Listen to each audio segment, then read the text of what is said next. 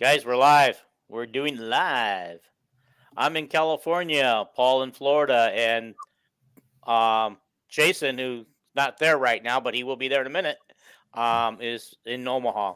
There he is. Guys, Yeah.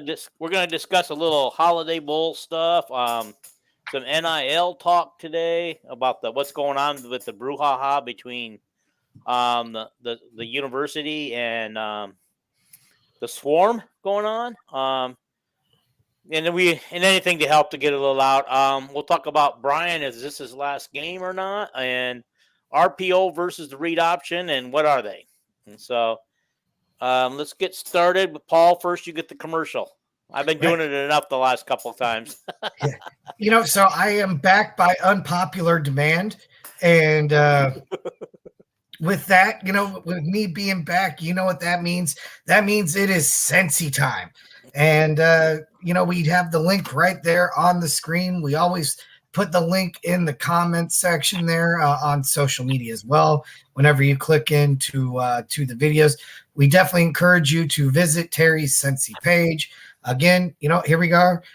This one I've got here is called By the Sea, as in like SEA, by the sea. It is extremely fresh. I love this particular scent. It's the wax, so you see the wax bars. You drop the wax into a warmer, it melts, makes your room smell fantastic, your home smell great. We are now past the holidays. I'm sure some of you guys got gift cards, got different things like, hey, I'm not quite sure what I want to get, or maybe you're still looking for something else. Valentine's Day is going to be coming up, right? And so that'd be a great opportunity. She loves the flowers, she loves the chocolates, but nothing makes the knees shake a little bit like some Sensi. So, fellas, check it out. There will be some special Valentine's Day packages and pricing through Terry's page as well. Okay. All right, guys. Before we get into the football talk, let's talk about last night's disastrous game at Nebraska. What went wrong? We have to? Yeah. Might as well mention it. Well, and despite what somebody said in our group comments last night, I was very calm the whole time. You can ask my wife. I didn't yell, scream, or nothing. There wasn't anything to yell or scream about. It was. I know it. It was really a disappointing showing. My take on this, and I've posted this in a couple of places on Facebook, where people have been asking, like, why do we continually struggle? Why do we seem to always struggle at Nebraska? I think we're 2-5 in our last 7 games there. I believe that they're using a composite ball. It is different than what we're used to using. So Nebraska and Maryland are Adidas schools. They use Adidas balls, and which sounds funny all on its own, but I believe that has something to do with why we struggle to shoot the basketball at Nebraska, because we had a lot of great looks. There was a lot of we couldn't. At one point, what were we? 4 for 26 or something from the field? It was 3. It was 3 for 20. 3 for 26. 3 for 26 from the field, and I think a lot of that actually has to do with the basketball. It's a different kind of ball than we're used to using. Yeah. If you guys have something else, but that's my theory. I don't understand what happened, because they were getting open looks. They were getting really good looks, and that goes they to just what Paul just said, yeah.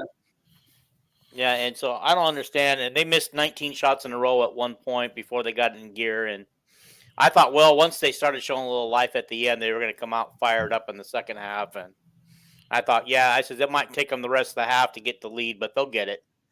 And then, you saw what happened. Things just got worse. I'm just going to piggyback on what Paul said. I think, because it could be the lighting. It could be the way the arena is set up, and they're not used to it. There's a lot of things, but having the ball is a huge thing too. Is it a slippery ball? What kind of basketball is it? It's not coming off the hand right. So, there could be all kinds of things, but I don't think that has anything to do with last night, because the same thing happened at home with Eastern Illinois. That is correct. I think it's the kids. Like, I don't think they have it. Like, there is nobody to get angry. Connor used to get angry. Like, Keegan would get mad. The difference between Keegan and Chris is Keegan is he's a type A personality, right? Mm-hmm. He gets in his mind that he's going to take over, and he does. And Chris has those abilities, but he doesn't have the mindset. Connor, I don't know what his deal is, if he's trying not to step on toes, but he's got to come out and be the leader. Jabo would have been the leader, right? I mean, Right. I think this team is missing Jabo. They're missing having all the leaders that they had for so many years, like Jabo, who was there 6 years, right? Right. He went through with Garza. He was only there a couple of years, but Keegan had his own mindset where he didn't need somebody else to get him fired up, right? He was fired up. So that's my take on the basketball. I'm extremely annoyed with the basketball team because it just looks like, because Fran he's coaching his butt off. He can't just sit there and yell and scream, right, to get them fired up. If the kids don't want to, they're not going to. And that's what's going on, is they're not even listening to Fran. Fran could go out there and play better than what these guys are playing. Yeah. Did you guys see Fran had his head buried? They showed a picture. He had his head buried in his face and his hands. Yeah, because he doesn't understand what's going on. Yeah. I can't remember even his first year there. I don't remember this bad of offense, right? Right. Mm-hmm. So, real quick, the difference between Keegan and Chris is that Iowa go through these spurts last year. Keegan would just take the game over and force it in there. He'd get in there, he'd make his moves, go up there hard, grab a foul, get fouled, make a shot. You know, Chris doesn't seem to have that ability. He seems to be more soft. Well, that's what I meant. Yeah, he doesn't have the mentality to just take over. Just get angry and take over. Hey, what's up, Casey and Jared? Yep. Hello. I like your score, Casey. Yeah. So, I mean, to sum up what you guys have been saying, basically, right now the team is absolutely lacking that alpha, right? The guy that, you know what, this is my team. You know, like there's no ownership right now of, hey, this is my team. I'm the star, or you know, I'm the guy. Right. You got basically a bunch of role players out there. Everybody's trying to play their role, but nobody, you know, what did they say? We got a lot of Indians and no Chiefs. Yeah. That's what it looks like. I didn't think that was possible with Connor on the floor. I really didn't. And I really thought the Eastern Illinois effort was because Connor wasn't on the floor, even though he was on the bench. Yeah.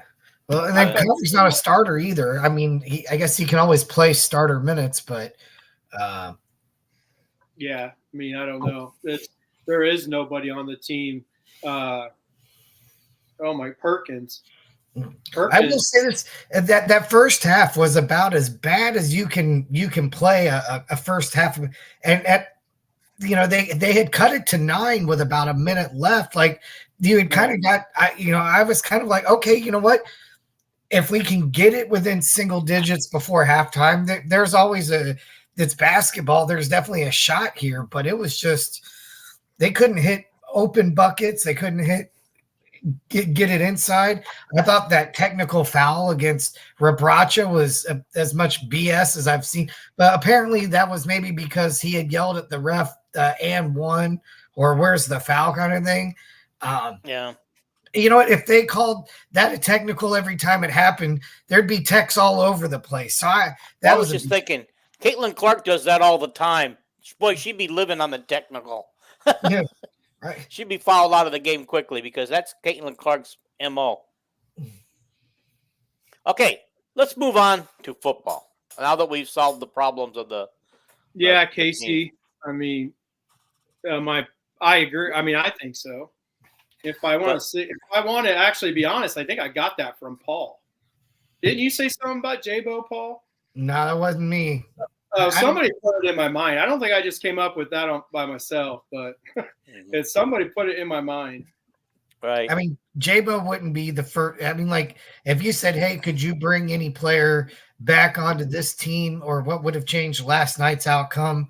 I would have said Luka Garza myself, just because Iowa was really lacking that, hey, let's throw it into Luka, get some spacing, and let Luka go to work. And you know what I mean? Like, Rebraca is a good player, but he's not, he's not a Wooden Award winner or whatever Luka was.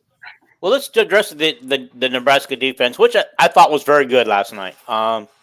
Although Iowa did get plenty of open shots and good shots to look at it, but the defense that they play, they have to be fouling more than they're getting called for. Like in the second half, I think they had like 6 fouls total the entire second half. They're playing such a tight, handsy defense, physical defense. They should have been called more than they were, and that kind of pissed me off. They play Iowa State defense, but their defense was not even Iowa State-esque. Iowa was getting wide open shots. Correct. Yeah, that's what I'm saying. Even I was just Okay, we'll leave that one go. Yeah, which by the way is just another sign. I mean, Fran is coaching the guys, right? I mean, you don't get good looks, open looks, and whatever like they were getting. They were prepared to play the game. Shots weren't fun, but things. Chris shot an air ball. Yeah, with nobody around him. Right? Mm-hmm. Do you remember that 3-pointer? Nobody around him. I was like, oh, we're going to cut this to 6 because Iowa was down by 9. Right. They were about to cut it to 6, and he airballs it. Yeah. Like, at one point, we had a 3 in the corner that hit off like the top of the backboard. Mm-hmm. I don't remember if that was Dick's. That was Dick's. That looked like me trying to shoot a 3-pointer. Like, I wouldn't even have got it to the top of the backboard on a 3-pointer. Okay, let's talk some football. We got a big football game coming up this weekend. Tomorrow, as a matter of fact, right? Yeah. 2 days. Saturday. This is only tomorrow. Thursday. Tomorrow. You're right. Tomorrow's game day, fellas. Is tomorrow New Year's Eve? Yes. Holy cow! I must have slept today. 9 a.m. my time, guys. I just have to wake up, eat some breakfast, and turn on my TV, and I'm ready to go tomorrow. Kegs and eggs. Let's do it. Yeah. Okay. This game has got a lot of interesting twists. Boy, does Number one, I heard somebody say today, and I think it's an exaggeration, but I heard somebody on one of their podcasts say that Kentucky's missing 90% of their offense from the regular offense this season.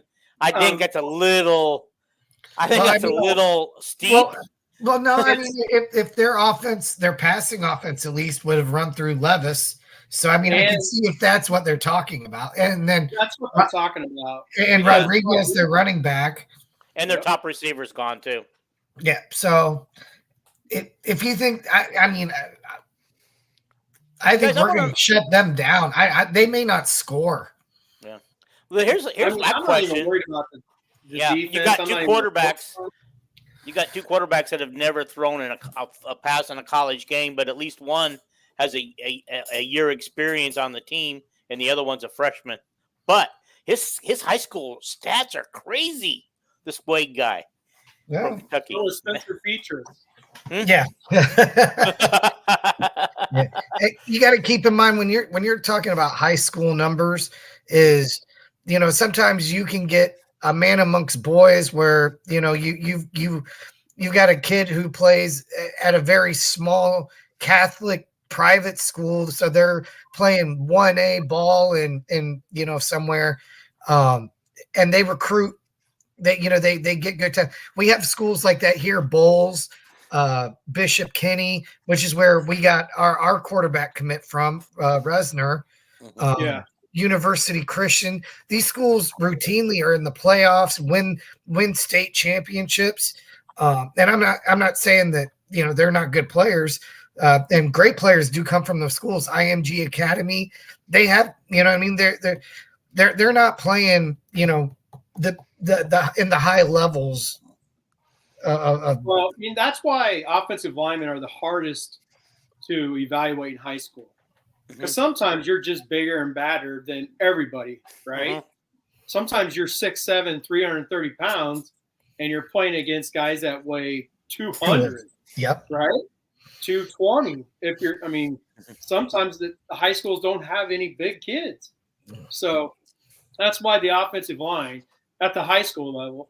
Now, I feel confident in my evaluation of high school quarterbacks, but you can't go by stats. Like, I mean, I had Petrus as a 3-star, right? You know, I've admitted that I was wrong on that. I don't even think he's a 2-star, but he's just, yeah. Same with Padilla, though. I had Padilla and Petrus exactly the same as far as star rating. Different intangibles, of course. Padilla doesn't have Petrus's cannon, but Padilla had some footwork he could handle. Okay. And Petrus Padilla and Petrus were both recruited before Ken O'Keefe came back as quarterback coach. Is it possible? Are you saying wrong? I'm wrong? Yeah. No, Ken O'Keefe recruited those guys. Okay, I was thinking that he did, and that he had. You may be thinking of Nate Stanley and that crew. Ken O'Keefe didn't recruit them. Right. Okay, I'm wrong. Here's something that can kind of segue into what you wanted to kind of talk about. The strengths of Labus and his weaknesses, and the strength seems to be him being able to use his legs and maybe run this RPO that you guys are talking about. And if you wanted to take time to explain it now, or you want to wait a little longer? We can wait because I want to explain the boss first. Okay, all right. But the RPO isn't about running the football with the quarterback. Right. The RPO is the reason why the boss is going to be good with it is because he can read a defense. He can he's not going to run from the RPO. That's the read option. The running the quarterback out of the RPO is the third option that you don't really want. Okay. You're reading a player, and then you're either giving the ball for running or you're passing. That's why it's called the run pass option. But the boss, his intangibles are good. He has quick feet. He's not going to run. He's not going to go out there and run a 4.5 40 or nothing. I think he runs a 4.7. But he's not going to take off and run the football a lot. What he will do, he'll be able to do roll-out passes, right? Like it won't be awkward for him to jog out on a roll-out, bootleg or whatever. His weakness is his arm strength, right? But his arm strength is going to be helped because of his anticipation of knowing where to throw the football, right? He's not going to throw a Petrus 100-mile-an-hour, 75 yards downfield ball. It's not going to happen. But what he is going to do is throw guys open. If he sees a window, he's going to see it and throw it early before the receiver will even expect it because he doesn't have that arm strength, but the ball will be there. So, and that's the most important. He throws a catchable ball because it's not coming 100 mile an hour, right? Quarterbacks who throw the ball so hard need NFL-type receivers to catch the ball. Right. There was a lot of drop passes that Petrus did have, to give him credit, where he hit the receiver in the hands, but sometimes the ball was just humming. And you can't catch high balls, unless you got huge hands. I remember the announcers many times this year said that Petrus needed to take something off the ball when he threw it to these guys. There was no reason to throw it the velocity he was throwing it at. Yeah. I mean, you got to be able to do both, right? You got to be able to have the cannon, but you got to be able to throw the ball with finesse as well. So I'm just going to say the boss's strength will be his brain. I'll leave it with that. Let Paul go. I mean, from what I've seen and what I've heard, very limited. We're not in Nashville. I have seen some of the videos and things like that. First of all, I'd say he has, prototypical quarterback size, right? So, I mean, if we're kind of comparing him to Petrus or Padilla always looked a little on the smaller side. Labus, Labas, however you want to say it. He definitely looks like he has the build. And then the reports, what the players are saying is, that he has some unexpected athleticism. I think maybe that's a fair way to put it.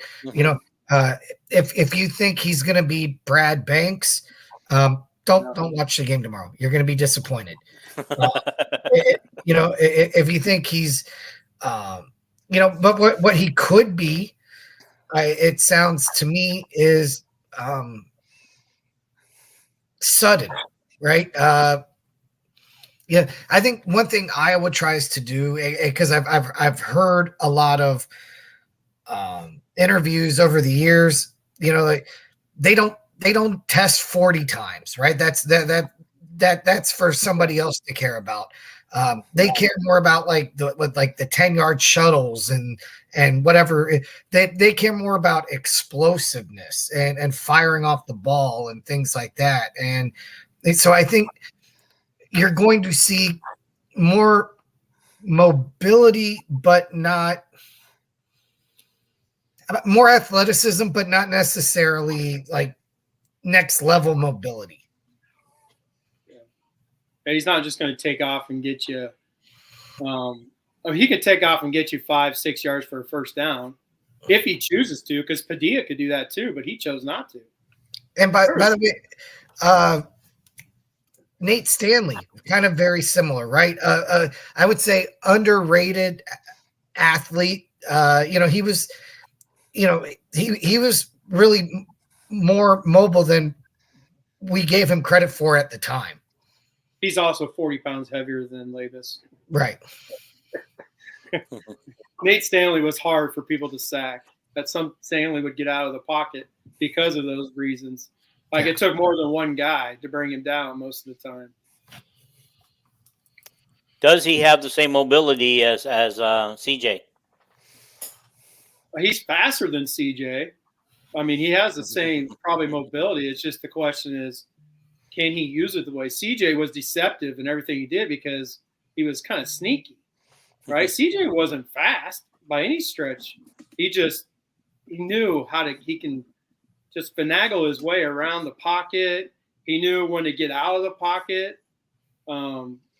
Just go back and watch that Iowa State game his senior year. I think he had 2 runs over 40 yards. But it wasn't like he was just burning down the sideline. He just got out and took off and was just kind of looking around the whole time, waiting for somebody to tackle him, and nobody did. So, dang, man. And I think it's fair to point this out too before we all start, throwing things around the house or breaking our flat screen TVs tomorrow watching this football game. Keep in mind, we're not talking about a guy who's rusty, who's missed a few weeks, and he might be a little off on his throws, things like that. We're talking about 2 guys, one on said, making their first college career starts.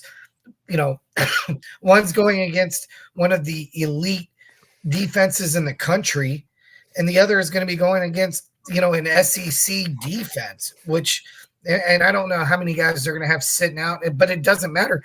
These are going to be all scholarship football players, Division I SEC level players that they'll be going against. And so, if Labas's pocket presence isn't so hot, if he's not feeling the pressure, that kind of thing, show him some grace. Mm-hmm. Yeah, I agree. Yeah. I just go in this game with thinking Iowa should win, but at the same time, no expectations because I don't think you can lose if the other team doesn't score. And barring pick sixes, I don't know how Kentucky's going to score against this defense. Yeah. I have Iowa winning 38-17. I'm just going to throw that out there. Okay. So I disagree with both of you on that. I'm just going to say it. Brian's going to go out with a bang. So the boss is going to see what it could look like with the quarterback. Yeah, if anything, I could see Brian almost giving the entire Iowa fan base the double bird by literally, let's empty the playbook. You know what? If I'm on my way out the door, double reverse, triple reverse pass, whatever we've got. Let LeBoss throw 6 touchdowns. Right. Well, the big thing is Jared, both, Jared. Yeah, he is playing because he feels like he owes Iowa something because they've given him so much. Same with Jack Campbell. He's also playing and going to the NFL draft afterwards. I wanted to point out that Brian said that they basically put in special plays for Labus. So, he goes, we got to play to his strengths. And it's like, okay, why weren't you doing that all season? Why are you now deciding to play to somebody's strength when you were forcing everybody else to play? What are you talking about? He was. To play their. What did you want him to do? I'm just curious. I think some of the best teams that are elite year in and year out play to what they have on their roster. Yes, and that's what he does. They go get the best players they can and adjust the offense to the roster. I feel like in the past, Iowa. Now, listen to me first before you interrupt me. I feel like Iowa does not. They have a system, and they make you conform to that system whether you're able to do that system or not. That's my personal opinion. Okay.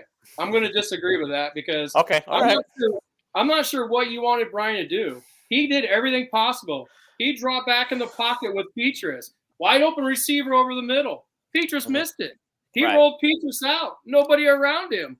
He missed the wide open receiver. Like, what are you thinking that Brian could have done differently to get the offense going? I'm just curious because he tried everything. Petrus missed it all over the place.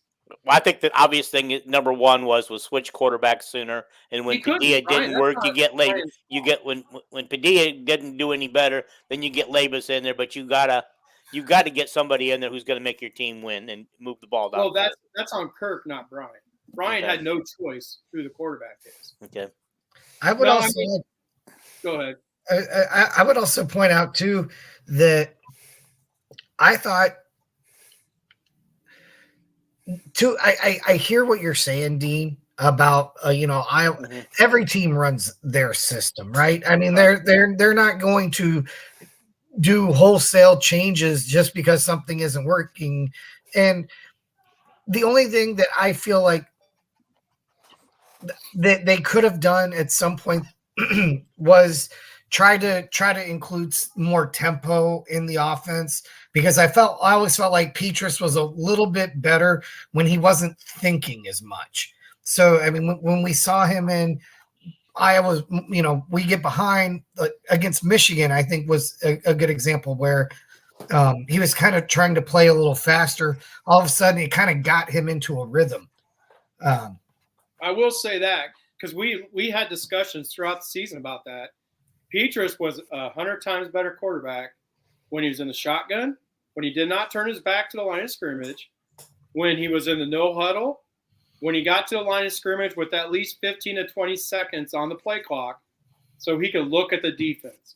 So I will go there because that's something that we discuss, and that's just – and the pre-snap motions and shifts that we had against Purdue – that disappeared the next week. I guess against Wisconsin, that helped. I mean, those were, but I'm trying to make sure I say this correctly too.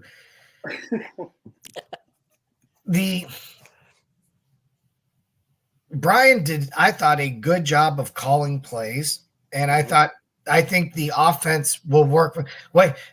I guess Brian probably won't be there next year, but if he were, and we have McNamara and Eric All and Nico and Brecht and Vines, and I think you would have seen what looked like the same offense, but just much better execution. And it's amazing, look at the New England Patriot offense right now. And look where they were with Brady and without Brady. Did Bill Belichick and their offense, did they just forget how to play offense when Brady left? Is that what happened?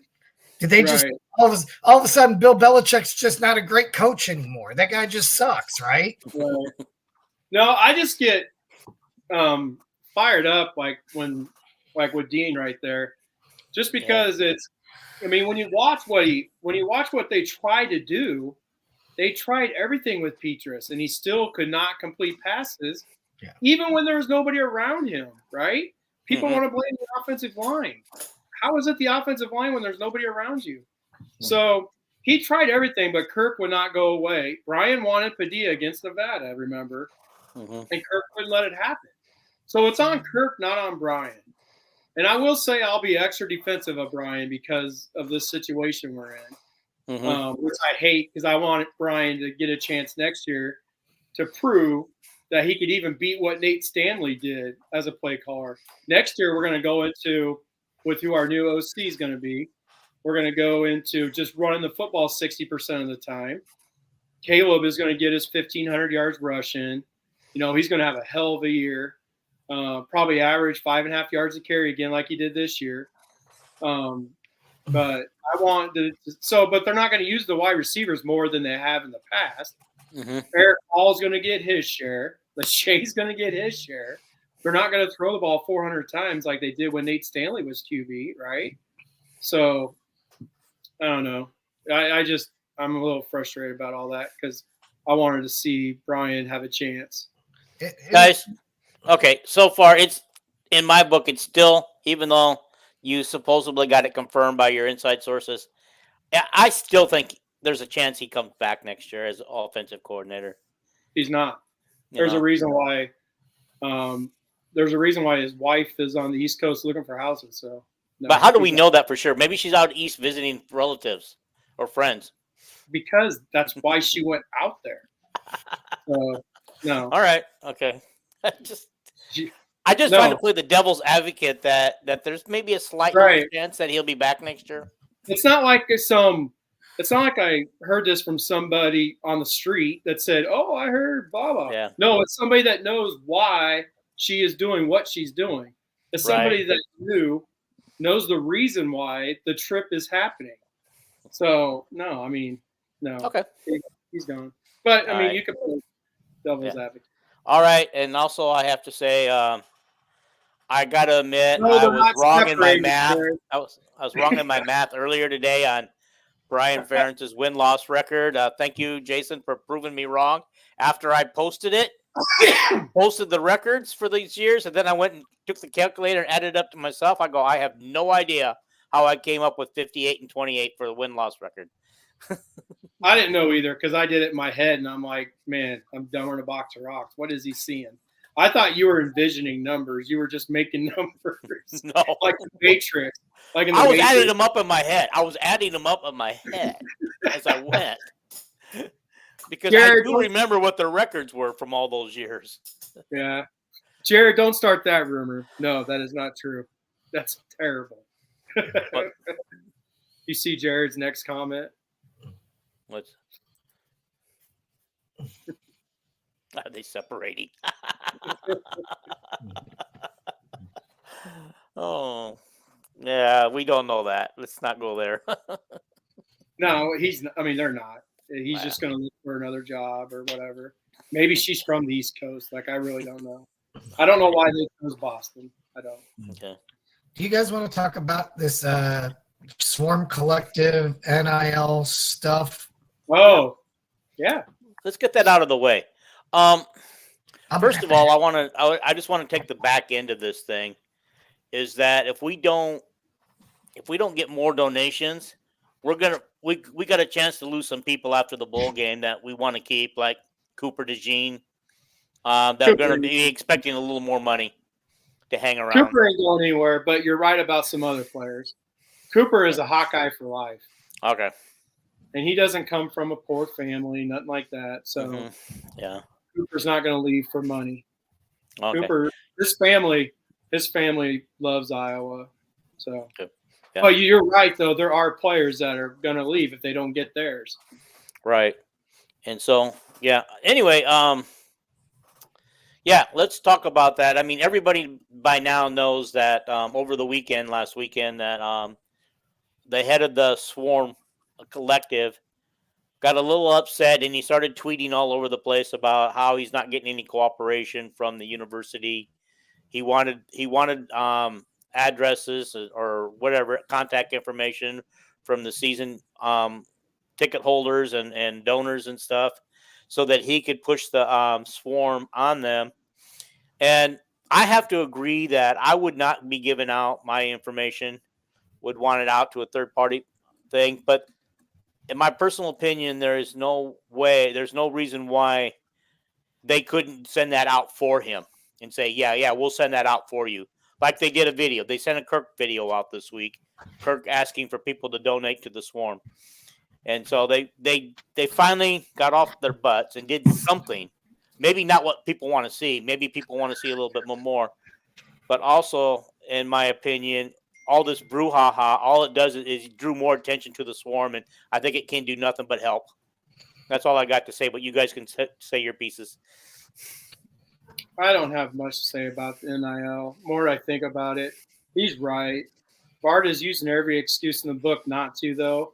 Mm-hmm. But I'm learning more and more about Barda. It seems that if it's not his idea, like if it's not something that he came up with, he just wants no like part of it. He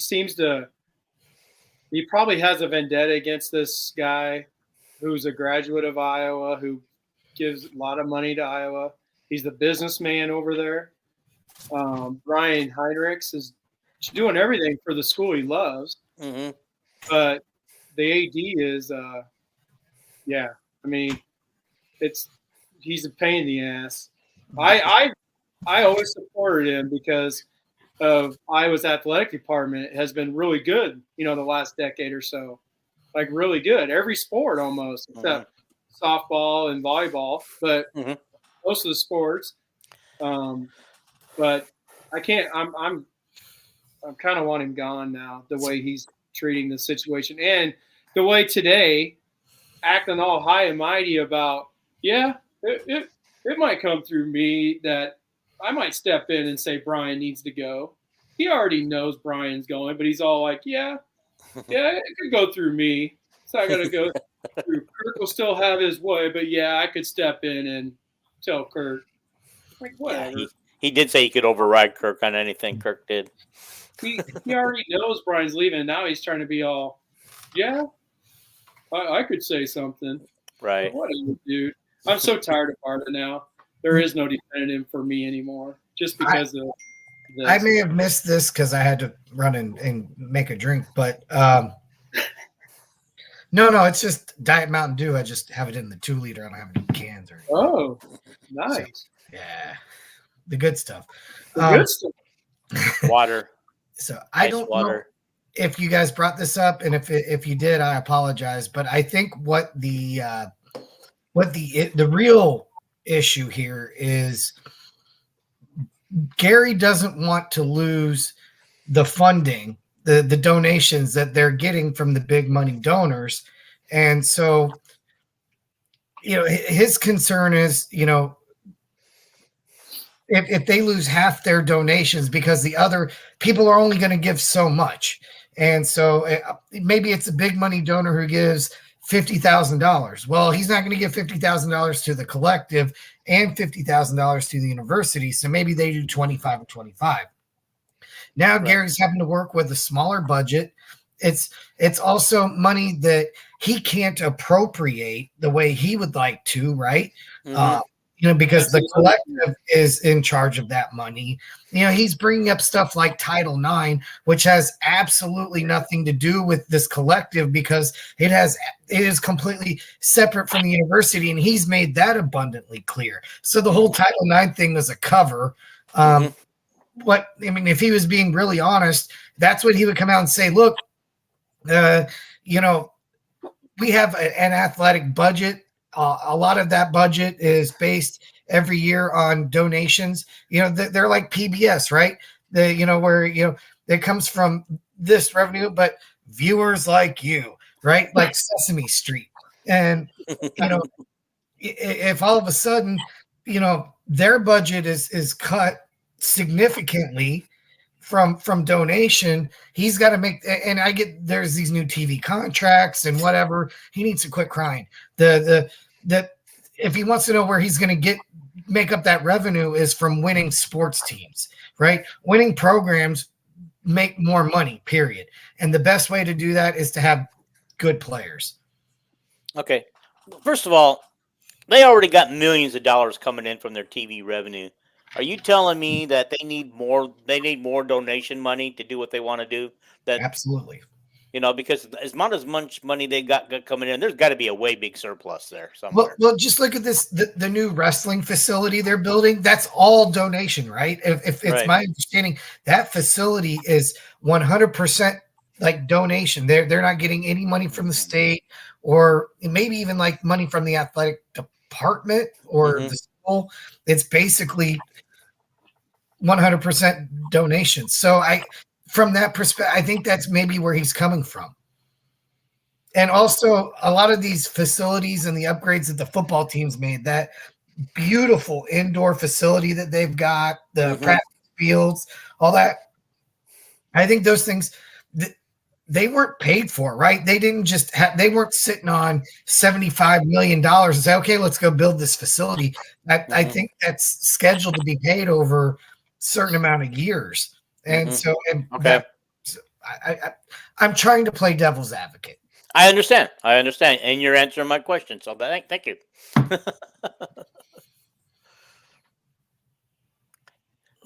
You guys think that we will struggle, as Jared has pointed out here, recruiting in the future? If we don't have that's never been any different than in the past. You know what I mean? Like the Iowa's bread and butter is holding down the border. Winning within the state. Now, you try to snag a couple of guys in the border states, your Illinois, your Minnesotas, Missouri, maybe even, Eastern Nebraska, that Omaha area, guys like Noah Fant or whatever. But I mean, as far as, trying to get we're not going to get the elite players from Georgia and Florida and Texas and California. We never have and never will. Yeah. The only way they would is if they started getting huge money, right? Yeah. I think Iowa in the future is going to have to live in the transfer portal. I think they're going to have to get kids who aren't recruited well or whatever. It's not going to happen until after Barter and Kirk are gone, because they both have come out and said that they're not going to live in the transfer portal. Well, no, I know they will if they don't start getting players. They'll have no choice. Right. Okay. So they're going to have to go after 4 and 5 stars who went to Alabama and they don't get playing time, and they have to have some NIL money for them to come to Iowa. Right. That's what they're going to have to do, because they're not going to get kids out of high school really good kids out of high school because of the NIL situation. So, they're going to have to find their niche, right? Okay. All right. You can only sell Iowa City so much to, but I think they're going to struggle if they don't get, because of, not that I like it, I absolutely hate the way college football is going right now. I know it's not the same game that we grew up with. It is not. Yeah, college football is my livelihood, but I can't. It's hard. This is hard to take. My bigger concern isn't the difficulty Iowa's going to have recruiting guys. It's going to be the difficulty retaining guys, because a lot of the guys that we do get are those kind of diamond in the rough, under recruited guys, that kind of thing.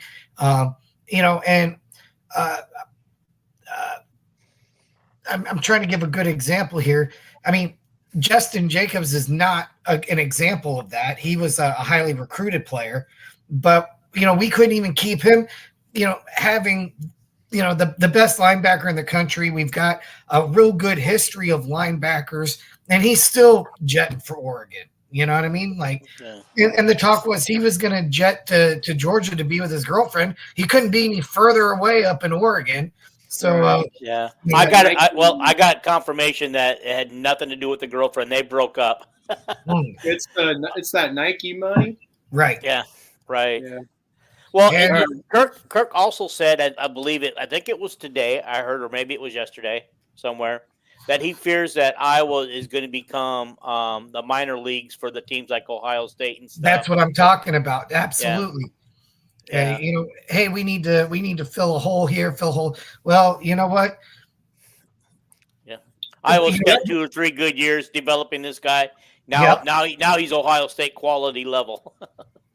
Which is, by the way, that sounds a little bit a different situation with injury, but Coy Cronk comes to mind, where he had 3 years at Indiana, and he came and started for us. And he transferred specifically to Iowa because he thought it was going to help him get to the NFL. He did get to the NFL. Everything's going to go downhill, right? Yeah. So, like, we're gonna lose to Ohio State, but schools like Wyoming are going to lose to Iowa. Right. Yeah. True. So, true. Wyoming's going to find those diamonds in a rough. They ball out at Wyoming, and then all of a sudden they're going to be able to get in the transfer portal and move up. Right, I agree. You're right. So Iowa can do the same thing. So we can just replace them easier. Let's before we move on, Jared said something about, speaking of wrestling, 11 in the finals. Jared, can you answer this question for me? Is Drake Ayala and Spencer Lee squaring off in the finals against each other? Oh wow! Because they both were in the semifinals today. Well, while we're waiting on that, I wanted to ask this question too, because now we're getting. And this is getting complicated, especially for an older guy like Kirk. All of these multiple cycles kind of going on. It used to be kind of simple, right? You have your your recruiting cycles, you have your no contact periods, your bull prep times, your all of these kind of different phases, spring ball. But now you're getting into the after the last game of the season, you've got this early free agency period. Then you're going to have, after the bowls and everything, there might be another bunch of guys entering the portal that, maybe following spring ball. Am I making any sense here? Like this has gotten like it's wild, wild west. Yeah, it's nuts. LaBoss he's not a dual threat, but he is a mobile quarterback, if that makes sense, Todd. Okay. Yeah, they're in the finals. Yeah, they're in the finals. So, they're going off again. That's what I'm going to tune in to watch that. I got to watch that match. Is that on Big Ten Network or BTN Plus? The Plus. The Plus. But they don't have any announcers or anything. You just have to figure out they have four separate cameras for each of the men, and then there's 2 cameras, match 5 and 6 for the women. You just kind of got to keep clicking them on until you find the match you want to watch. Because I did that yesterday, and I finally got sick and tired of going back and forth. And I tell you, while we're talking about NIL and collectives and things like that, the other thing that really hurts Iowa is Iowa State and UNI. That really kills Iowa, because I know Iowa State may not have a ton of big donors, but they have a few, right? And, like look at, say, Nebraska or Minnesota. They don't have other in-state schools they're competing, the big money donors are donating to. And so, there might be, let's just say 20 donors to Iowa State that donate $50,000 or more. And that total comes to $500,000, per year. Well, that's money that, without having an Iowa State, maybe we'd have another $500,000 a year in our Swarm collective. That teams like Minnesota, Nebraska, they're not. They don't have that. They don't have to deal with that. Yeah. Somehow, Iowa State supposedly has a better Swarm, not Swarm, but a collective than we do. That their value of their collective is more valuable than Iowa's. I don't know, because Jamie Pollard is helping. That too. Yeah, that helps. Jamie Pollard is somebody who I wish was our AD. That guy's so aggressive. Yeah, I mean, he's a homer, which is what you want your AD to be. Right? He doesn't care how his teams start to win. He's going to help them any way possible. He's not going to be like Barda and say, "Oh, that's not my idea." We're not doing that. Yeah. Right? I fear we're going to lose more and more in-state kids to Iowa State as the future rolls on, too. Well, we'll see. I don't know. Right? Yeah. I mean, we Campbell's, really haven't. Campbell's back in talks for somebody. We'll see if he leaves or not. Wow. Is it real?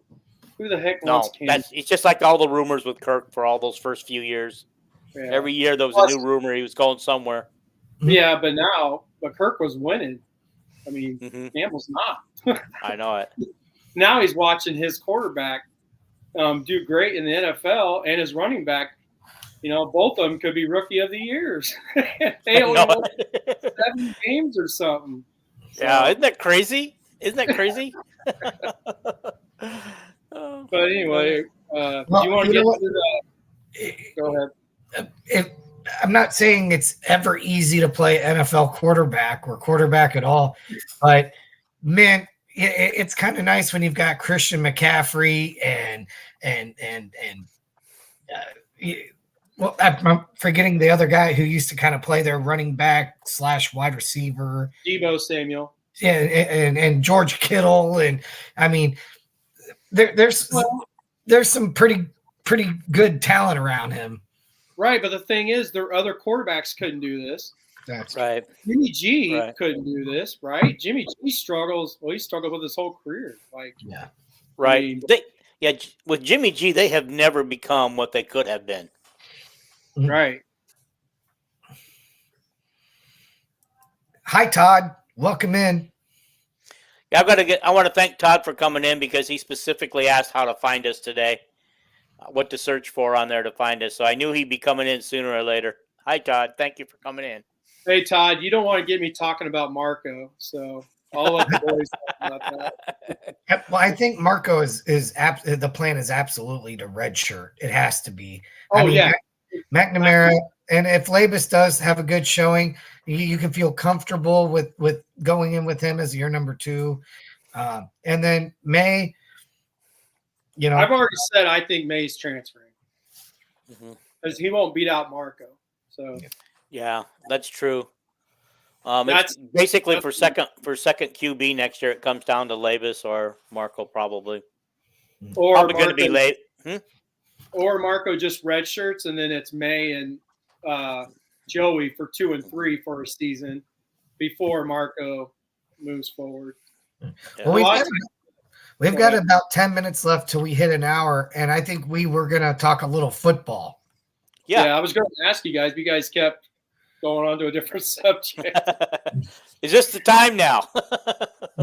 Yeah. I want to talk X's and O's. All right. I'm game. Let's do it. Talk about X and O, guys. I'm just going to be quiet and let you guys do your thing. All right. So, when you're ready for the board, let me know, and I'll switch it over for you. So I'm going to put this out here, right? I am not a football coach. My football playing experience stopped at high school, and I actually, played in a wing T offense, and so those are my qualifications here, right?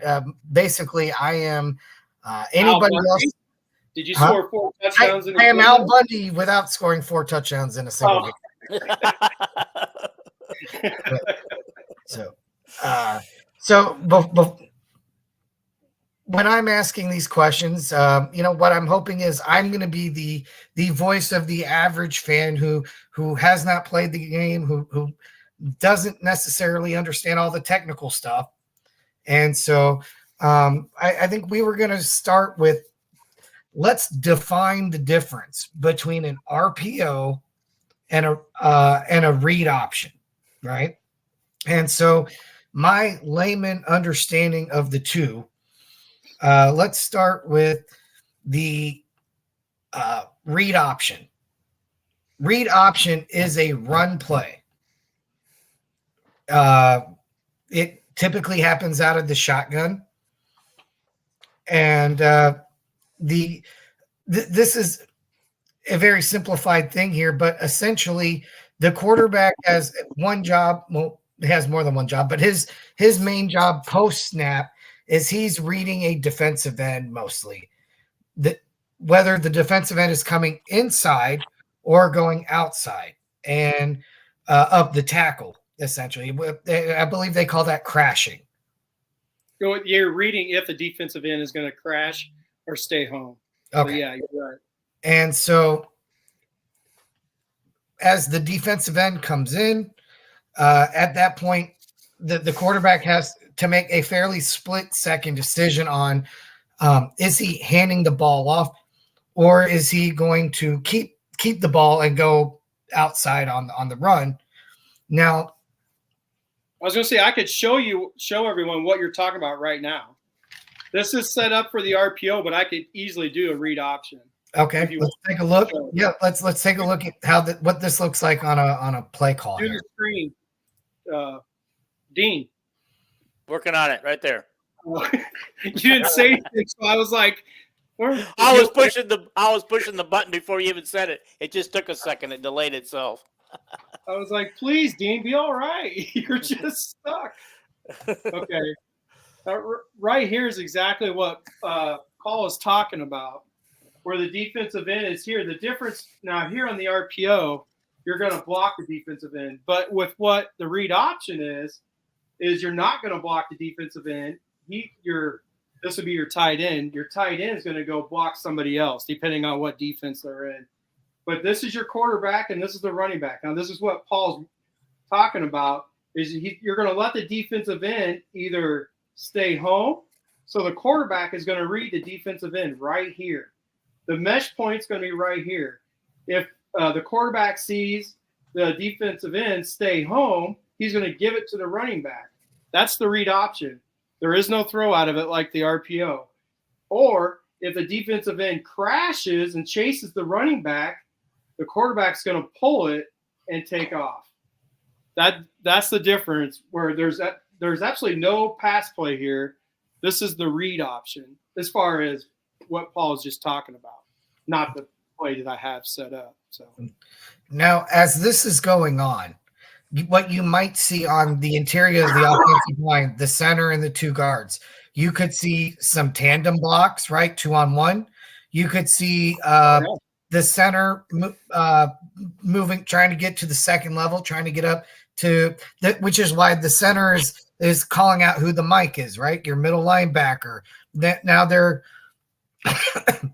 which is also could be identifying if the defense is in an under or over, right? Are they shading to the strong side where the tight end is, or are they playing to the weak side? Are they playing boundary, or or are they playing straight up even defense, right? Where they're not. This is a nickel defense. It's the 4-2-5. This is what Iowa will run, but with the cash, right? Like we call it the cash. So, but yeah, this is an even defense, 4-2-5. This is what Iowa's cash defense looks like. Now, what the coaches are looking at, like on film in this case too, could be the hashes, right? So as you're looking, let's say what we're looking at here is this ball is lined up on the left hash.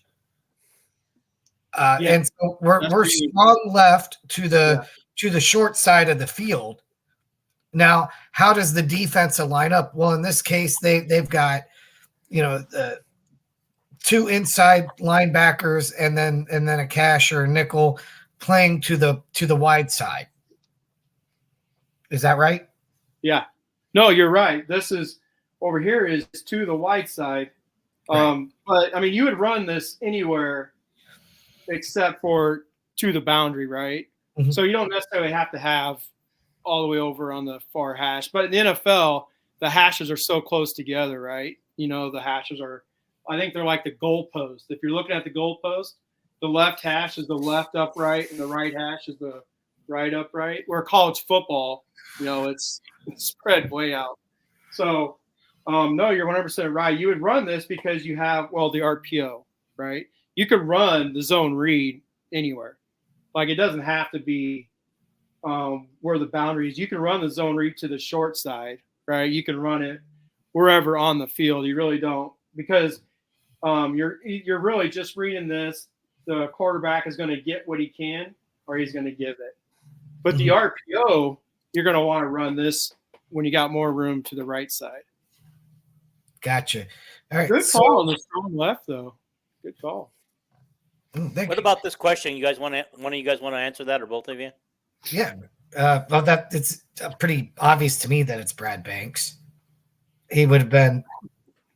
In fact, I ran some of it. They actually ran some. I mean, A 2002 version of it, but they ran some of these principles. This is such a cool question, Jared, because you just got me going back. I mean, how fun would it have been to see Niall Kinnick do this? Oh, but geez. CJ could do it because he's smart. He could read. He could totally read what's going on. The boss can do it, and we're going to see that tomorrow. Rick Stanzi, Mr. Pick. I mean, I don't know if I would want him. He struggles like Chuck Long did at reading defenses, right? Ricky threw 15 interceptions in one season. Although his senior year, he played very well. I think he only threw 6. So I guess he did improve, right? The team didn't improve, which is weird. But so go ahead.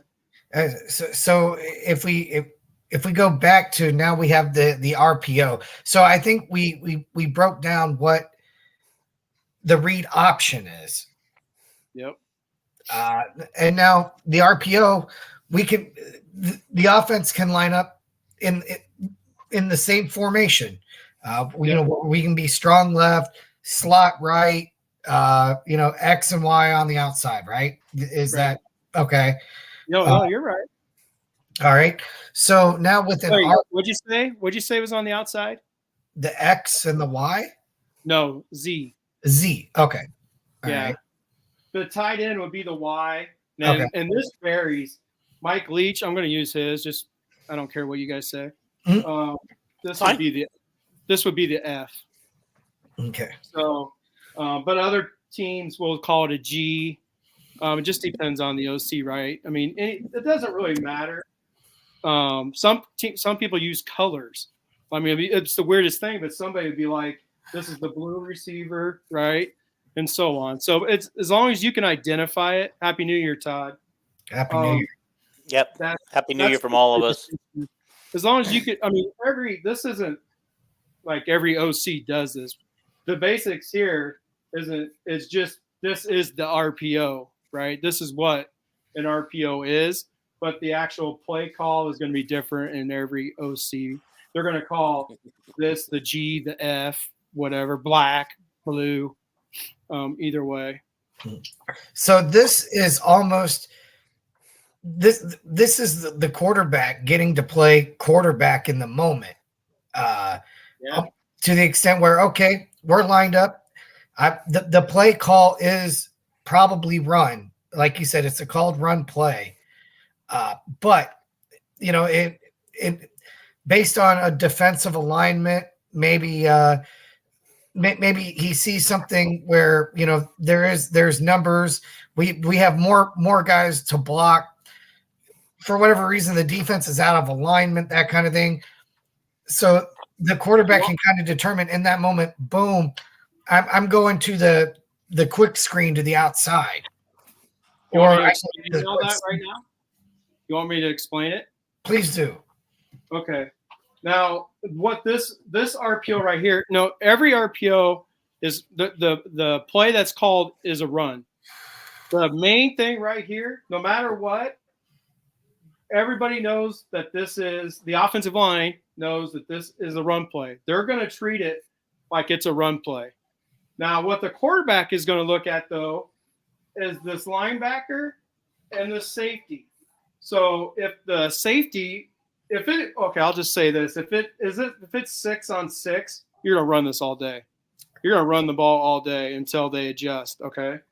So, but as you run this and this safety starts coming down to take this hole right here because of the linebacker crashing as well, right, to stop the RPO, the quarterback's going to read this because if the safety comes down here, the free safety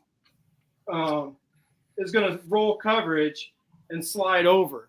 So it essentially turns into cover 1, and this turns into a 7-man front because the safety's coming down.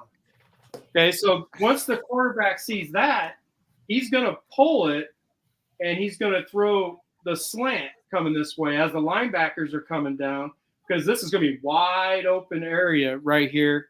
Because if you keep in mind on a football field, I mean, maybe you can't get a full grasp of this board, but this wide receiver is going to be out here farther, right? So when he runs a slant, this area is going to be wide open because the free safety, is going to roll coverage. So essentially, as you're doing this and it's working 6-on-6, right? Man-to-man blocking the running back. If everybody blocks their assignment, the running back won't have to make anybody miss until the second level, right? This is what makes the RPO so dangerous. Now, if the safety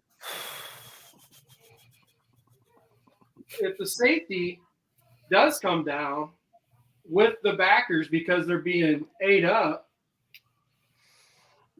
you're going to move. You'll have your middle and here, and then this will be your safety. Then you get a 7-man front.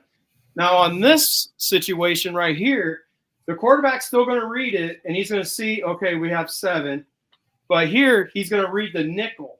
If they come out in this alignment because they're trying to stop the run, they bring the safety down. Can you see? Mm-hmm. They can see it. Yes. Okay. Now you're going to read this nickel back. If he's in zone, if he backs up in the zone, the quarterback's going to throw the swing route, right?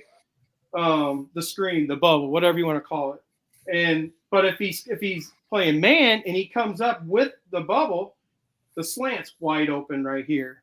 So the quarterback's going to read here, this linebacker, as he comes down. If he does, then he's going to pull it out of the mesh point. It's going to be right here for the running back and the quarterback.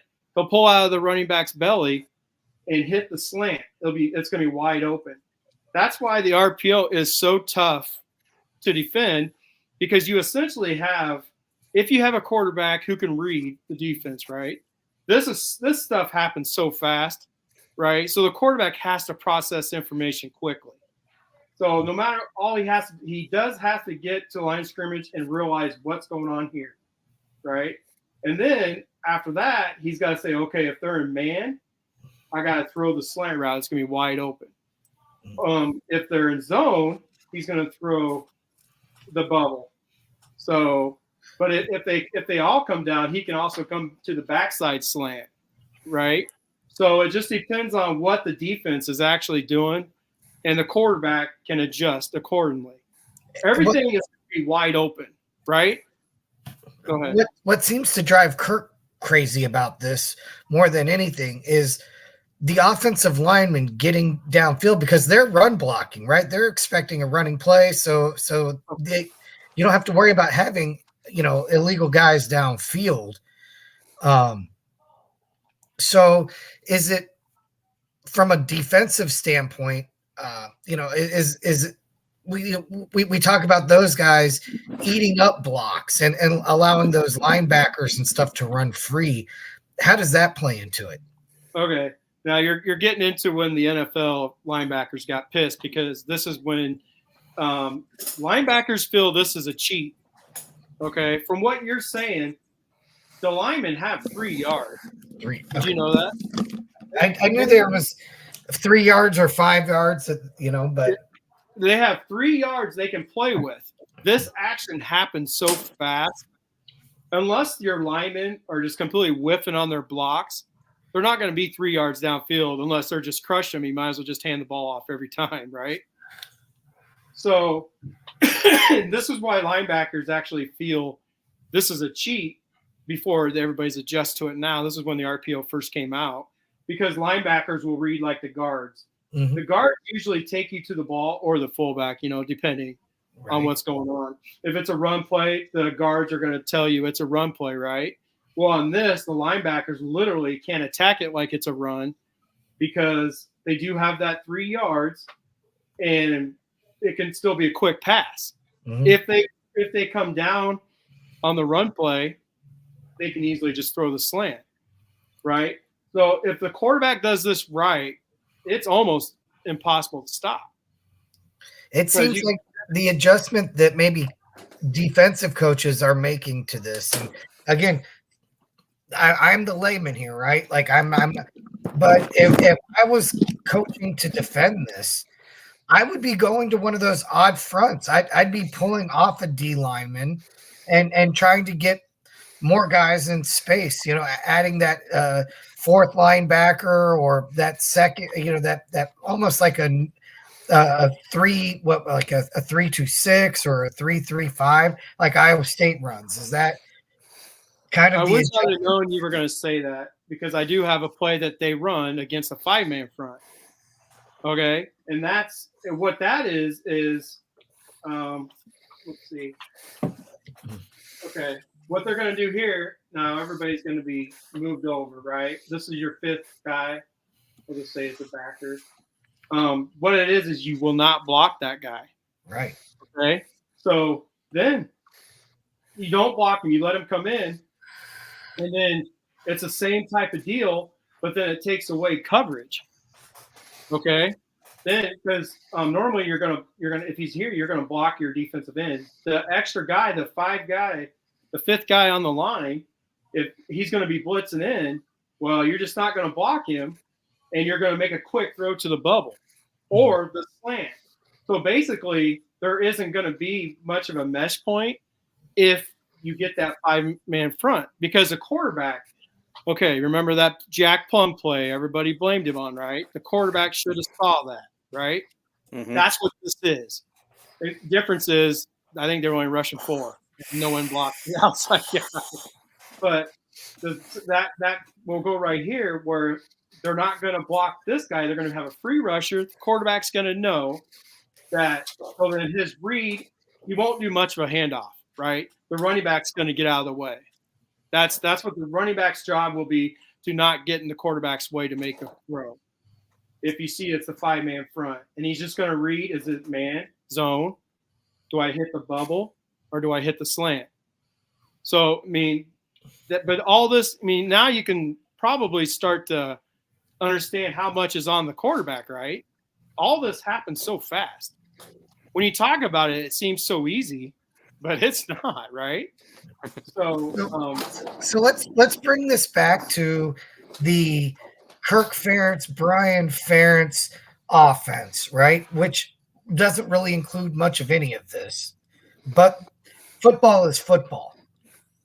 And so for what we would have done in a situation like this, is the blocking scheme different, right? So are we can you identify maybe for us the difference between a zone read and a zone, like a zone scheme blocking offense? Does that make sense what I'm asking? Well, yeah, it does. But zone scheme here, you wouldn't want to run this with the zone scheme offensive. Like, you'd want to run gap, right? In the zone here, you're going to have. How come nobody's told the Ferentzes this for the last 10 years against Wisconsin? Sorry. Oh my I was God! trying to ask a serious question, but Dean started laughing, and then made me laugh. I don't want. Oh, this is the only thing I'm going to say about that is watch Utah. Right. Okay, they run the gap and they run the ball out of these formations, but they use gap almost 90% of the time. I would rather Iowa, because they don't have the athletes they used to have at offensive. To run zone, think about this. To run zone, you know how athletic these guys got to be, right? So you're running, and you're basically, let's just turn this into a stretch. Right, so that's what I was asking, yeah. Basically, and then he's going to come around here, but you're blocking people in a zone area that if the guy is a lot quicker than you, so between these two guys, between your linemen, that's how people break through because of their quickness, and our offensive linemen can't get to those stretch blocks. This is what made Linderbaum so special, is he could get anywhere, right? Mm-hmm. Because of his quickness. Not because of his short arms that the pros try to so, guys, I don't believe, I don't want to be I don't like to put anybody down, but I would not run zone in a play like this to run the stretch out of the shot, and you would actually probably move the linebacker. So if you came out, you run no huddle, you'll move the running back over here and run your zone stretch to the tight end side, right? But I don't like, and especially as long as this would take for him to get somewhere. And your offensive line have to be more athletic than what Iowa has. You know why we're so good with the quarterback sneak? Because it's straight ahead power blocking, which is what Iowa is good at. This zone crap, we don't have the talent at the lineman to do that, right? You got to be more than just power, more than just strength, you know. So I don't like this scheme. So I guess there's that. But, you know, I ran the air raid, so I'm not even going to pretend like I'm 100% the master of this. Just I'm going from me, my personal beliefs is I would not run zone out of this. And but Iowa has been going to some gap in Iowa's shotgun runs, if you've noticed. And I think they block those better. And I think Caleb runs those pretty well.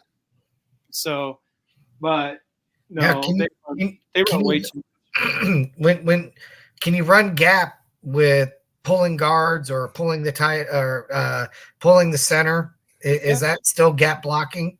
Yeah. Okay. I mean, those would be called like traps and stuff, but you can use gap principles. Right? Okay. Right. So, and basically it's more straight ahead where it's not this rubbish of, you also need a running back who can do zone blocking because you have to see the hole, right?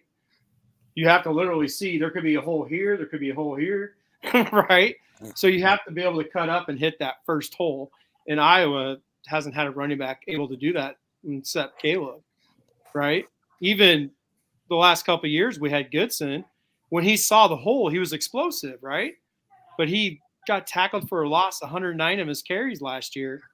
It's because he doesn't see the hole, which is why we were excited coming into this year because we thought Gavin could be that guy. Right, because Gavin actually made yardage last year. What about the fullback on this play design? Jared wants to know. He's being silly. Oh, that's like LaBosse running the option, buddy. There's no fullback.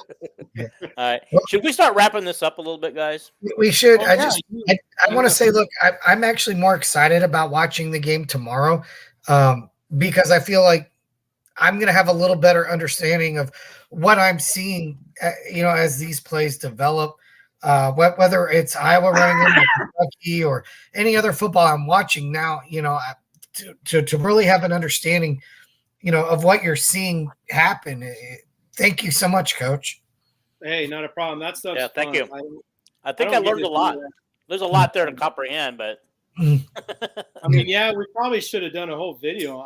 But like I said, you guys know I can talk. Sometimes you just got to tell me we need to do this now because you won't shut up. Well, I'm hoping, maybe, we can do this a little bit over the summer. We're a little, dead when we're looking for things to talk about. Yeah, where we can have some coaching sessions. I'll tell you what we can do is when we find out who our new OC is, I can explain what kind of offense Iowa's going to run. We can do that. That'd be great. Yeah, that would be good. We don't want to give away any trade secrets. Yeah. Paul, thank you for being able to be on here tonight. I know that you got a buddy out there you probably paid big bucks to keep bugging me to get you back on the show. Yes, I said I am definitely back by unpopular demand. So it's good to be back on here with you fellas, man. There's really nothing I love more than getting on here and talking Hawkeyes. I just, it's hard for me guys to do a show by myself. They're only about 20, 30 minutes long tops because I can't talk like you guys can. Hey, Jared wants you, Paul. What's that? Or Dean, whichever. Here we go. So, hey, Jared. Yeah, exactly. Hey, shout out to your son who's going to wrestle in his first tournament on Monday. I was a high school wrestler. That was something that I did And I got to tell you, man, when I got done wrestling, that singlet stunk. But you know what you can use? Here we go. You I got to can get the wash banner that up. singlet with Terry's amazing Scentsy clothes washing soap, the dryer whiffs, the all of those products are in there. I swear, I can show you guys. I ordered my wife a big box of stuff for Christmas. Terry threw in a bunch of extras, because she's amazing like that. I'm telling you, this stuff is amazing. We have it. We have lots of it. I've got these things all over the place because I love when my house smells good. They have special ones like warmers and stuff for the bathroom. They have small ones that just plug into like an outlet and stick out. They have bigger ones, medium-sized ones, sports ones. I think we all have some of the sports ones, but the three of us here. So again, guys, check out Terry's Scentsy page. And, since I'm the one talking at the moment, let me be the first to tell everyone Happy New Year. Let's enjoy this last Hawkeye game of 2022. This is it. You know what? Win or lose, enjoy this thing because we're not going to get any more until September. So savor it, love it. And let's be excited about X. Maybe, he's starting. We didn't even talk about that. Oh, yeah, he's starting tomorrow. So, if you see Sam Laporta taking some snaps, if you see the double reverse pass, the annexation of Puerto Rico, we might see it all. The oop de oop. Who knows what's going to happen at this point? Happy New Year, Casey and Jared. Yeah, Happy New Year to everybody who took the time, and if everybody else who made it this far on the video, please subscribe to this video because you will get notification next time we go live. These guys they subscribe, they get notification. That's why they know to come here. Oh, nice. I've said what I have to say. Good night, but you guys can Happy New Year. By the way, you kind of sounded a little bit like Dickie V on that last part. Next time you guys gotta let me start early so we're not here for an hour and a half. There you go. There you go. All right, guys. See you guys. It's been nice, guys. Happy New Year. Go Hawks. New Year. Go Hawks. Be safe, everybody.